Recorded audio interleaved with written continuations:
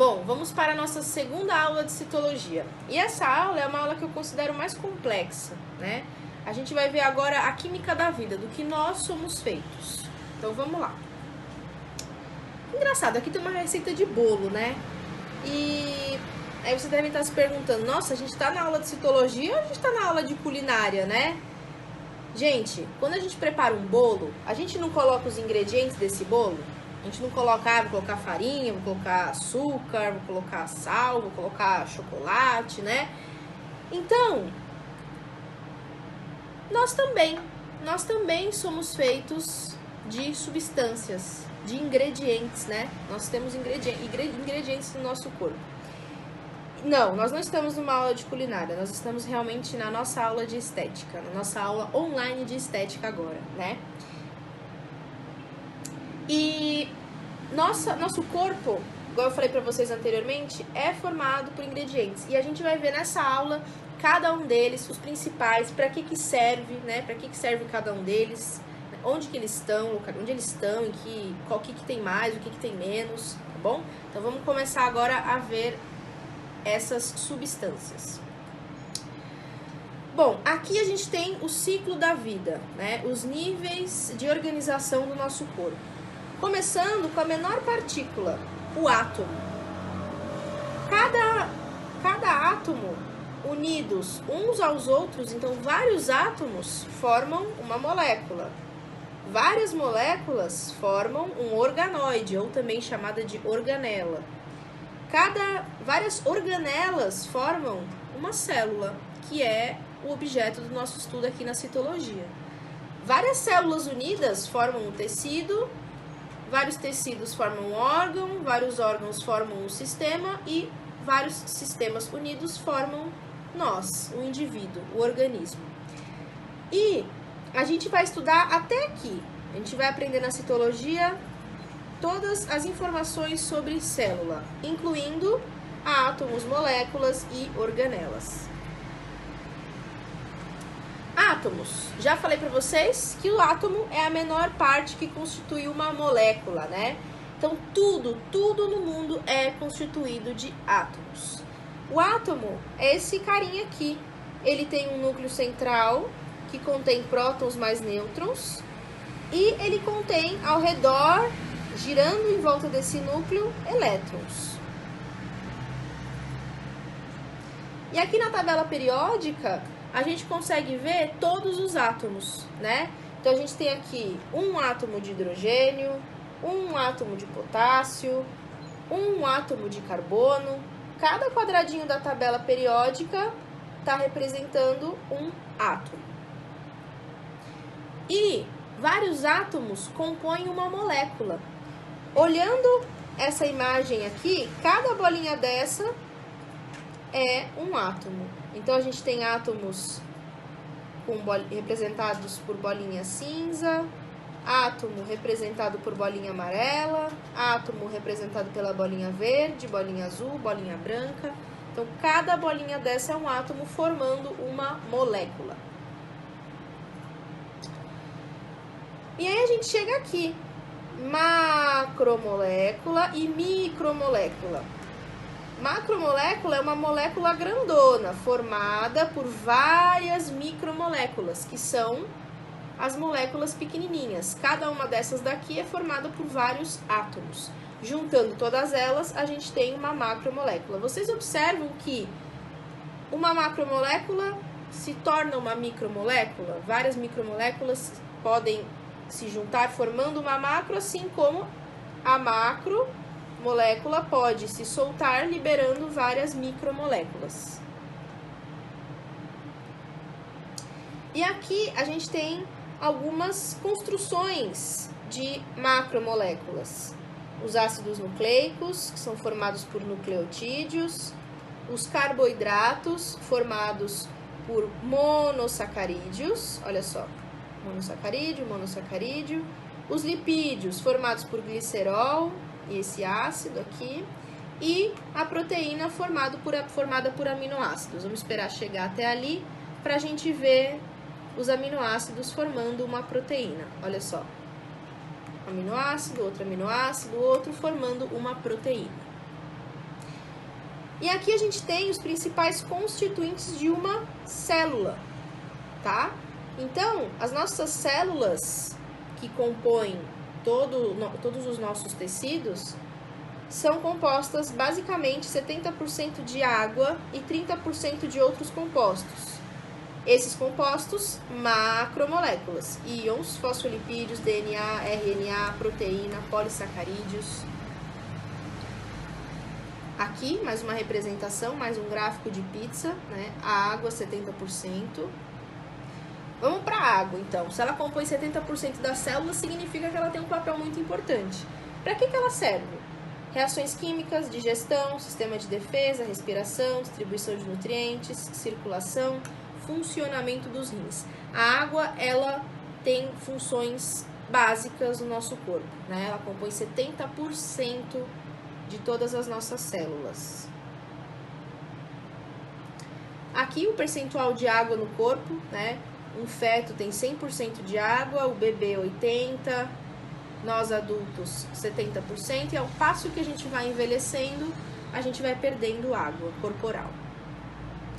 A água, essa molécula aqui, essa molécula polar, ela tem duas extremidades formadas pelo hidrogênio e uma ponta formada por um oxigênio, por isso que ela é polar. E quando a gente pega duas moléculas de água, né, elas se ligam pela molécula de oxigênio se ligando à molécula de hidrogênio.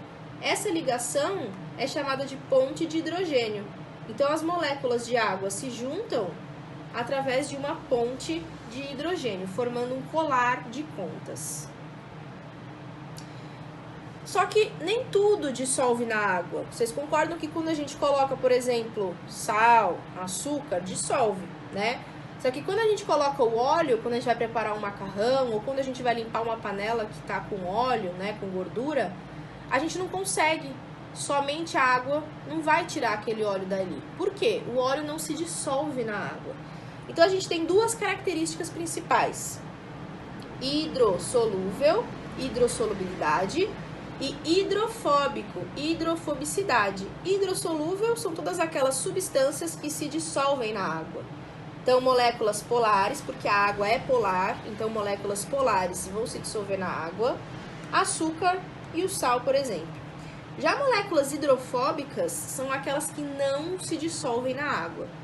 Então, moléculas apolares, gorduras, óleos e algumas vitaminas A, D e K, que são vitaminas que contêm na sua constituição gordura, lipídio. Primeira classe de substâncias, os carboidratos, ou também chamados de açúcares. E onde que a gente encontra isso na nossa alimentação? Onde a gente encontra carboidrato na nossa alimentação? Em pães, macarrão, grãos, trigo, por exemplo, né? Então, é a fonte de energia, é a principal fonte de energia utilizada pelo nosso corpo, né? Então, aqui na nossa alimentação, igual eu já falei, pão, arroz, açúcar. E aqui a gente tem a molécula de carboidrato.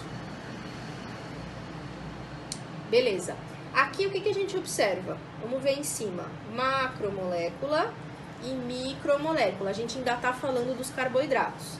E a macromolécula do carboidrato é o polissacarídeo e a micromolécula é o monossacarídeo. Então, o mono é o menorzinho e o poli é o maiorzão. Um polissacarídeo é formado de milhares de monossacarídeos unidos, certo? E quem são eles? O amido, o glicogênio, a celulose. Já os monossacarídeos, as menores unidades dos carboidratos, são os mais simples. E a gente tem a glicose, a frutose, a galactose. Só que aí central a gente tem os disacarídeos, né? Disacarídeos são 2 monossacarídeos. Enquanto aqui a gente tem um disacarídeo 2 e polissacarídeo vários, tá? Quem são os disacarídeos? A maltose, a sacarose e a lactose. Para compor uma maltose, a gente tem 2 glicoses. Para compor uma sacarose, a gente tem glicose mais frutose. E para compor uma lactose, a gente tem glicose mais galactose. E se a gente olhar aqui o exemplo da maltose, lembram? Duas glicoses unidas, a união entre essas duas glicoses é uma ligação glicosídica, tá? Então, as duas glicoses se unem uma à outra por uma ligação glicosídica. Beleza, as proteínas. As proteínas a gente encontra principalmente na nossa alimentação nos derivados de carne. Então, frango, peixe, carne bovina, né? E qual que é a função das proteínas no nosso organismo? Função estrutural, acelera reações, enzimas, realiza o transporte de outras substâncias, função imunológica, regula reações. E essa é a molécula de proteína. Vamos ver aqui. Igual eu mostrei anteriormente para vocês. A macromolécula de proteína é a proteína mesmo, né? Que é composta de diversos aminoácidos. A molécula central é um peptídeo, 2 ou mais aminoácidos. E a menorzinha, a micromolécula, é o aminoácido. Vários aminoácidos formam uma proteína. E aqui a gente tem no nosso arsenal de aminoácidos 20. São 20 tipos de aminoácidos que um junto com o outro vai formar um peptídeo através de uma ligação peptídica entre dois aminoácidos e vários aminoácidos juntos formam uma proteína. Então, igual eu falei para vocês agora, vários aminoácidos, quando eles se juntam, eles formam como se fosse uma fileira, né? Um fiozinho, todo mundo junto. Ao passo que vai adicionando esses aminoácidos, vai formando uma estrutura secundária e ele vai formando uma hélice, né? Com a adição de mais aminoácidos, ele vai formando uma estrutura terciária, ele vai se enovelando. E numa estrutura quaternária, são duas estruturas terciárias juntas, certo? Então aqui, olha, a gente tem essas estruturas, né, uma estrutura quaternária, e aqui a gente tem essa estrutura primária, uma estrutura secundária. Uma estrutura quaternária, ela pode se desnaturar, ou vocês podem encontrar também como denaturação proteica. Então, uma estrutura enovelada para uma estrutura linear. Então, daqui pode passar para cá por uma desnaturação. Algumas substâncias realizam a desnaturação proteica, tá? Próxima classe, lipídios ou gorduras, né? Essa é a classe mais interessante porque é onde tem os óleos, as gorduras, né? As oleaginosas.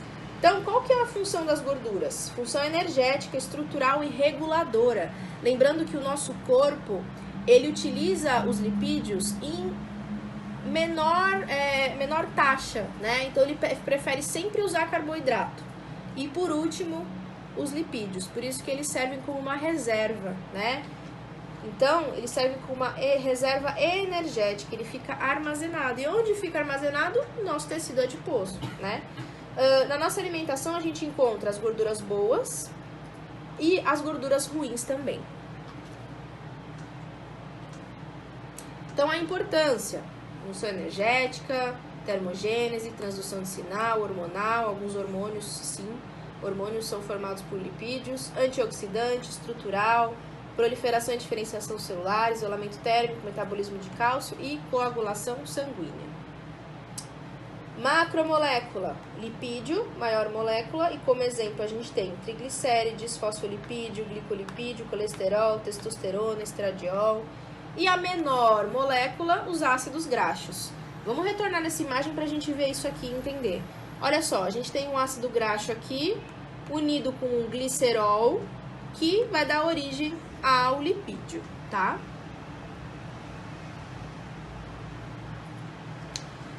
Ácidos nucleicos, o DNA, o famoso DNA e o RNA. Qual que é a função dos ácidos nucleicos? Controle celular, armazenamento e transmissão de informação genética. O DNA é o que vai guardar as nossas informações genéticas. A gente vai ver mais pra frente, quando a gente tratar do núcleo, que a gente vai ver para que serve esse núcleo, quais informações ele guarda, né? E a menor unidade do ácido nucleico é o nucleotídeo, né? Que ele tem esse esse pentágono aqui no meio, né? Que pode ser uma desoxirribose, se for o DNA, ou uma ribose, se for o RNA. Aqui a gente tem um fosfato e aqui a gente tem uma base nitrogenada, que pode ser guanina, uracila, timina, adenina e citosina. Aqui eu preciso que vocês saibam apenas o nome, nucleotídeo. Eu não quero que vocês saibam do que ele é composto, tá?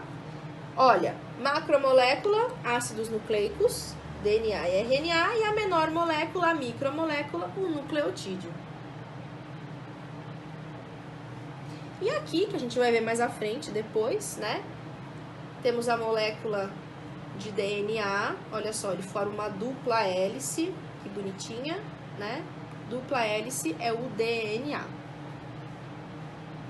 E já o RNA, ele é uma única hélice, né? Vocês veem aqui esse cinzinha, ele só forma uma única hélice.